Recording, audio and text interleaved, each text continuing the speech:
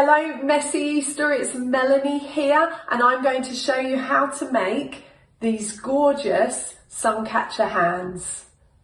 So if you have a bag, you will need to pull out your laminating pouch and you will need to pull out a bag full of tissue paper. These should have little tissue paper squares already cut up. If you don't have a laminating pouch in your house, please just get a piece of paper. A white thin piece of paper would be brilliant. So just A4 paper and do exactly what I tell you to do, but just use your white A4 piece of paper. I hope that helps. And if you've got tissue paper, brilliant. Chop up lots of that. If you don't, chop up coloured paper, wrapping paper, sweetie wrappers, anything that might just catch the light slightly. So what you need for this craft is a glue stick, a pencil, a pair of scissors, and either your laminating pouch or a white piece of paper out of your printer. Okay, so what I'm going to get you to do on your laminating pouch is just put stripes of glue down on one side.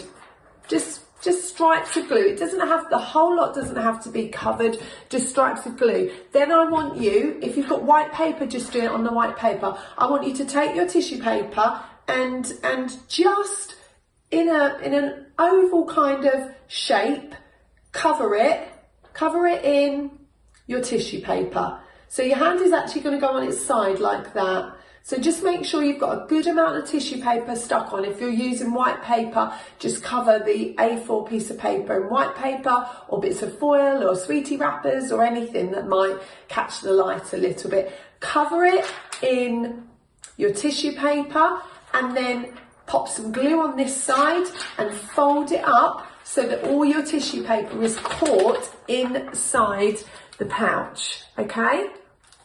If you're doing it on paper, simply put your tissue paper just on your piece of paper. Then I want you to take this and fold it in half. And down the fold, I want you to pop your hand so your thumb hits the edge, your first finger hits the edge, and then the rest of your hand should be like that. So you want your thumb on the edge because that's going to help form the heart shape. So on your piece of paper, simply fold it in half, blank side out, so that you can draw around your hand. Then you need to ask a grown-up to help you with this. They need to draw around your hand, making sure your thumb sits on the fold and your first finger sits on the fold. Once you've drawn around your hand, you're going to cut them out. Now, it's really important that you don't cut the fold. So the fold needs to remain intact so that when you open it out, you've got this kind of effect.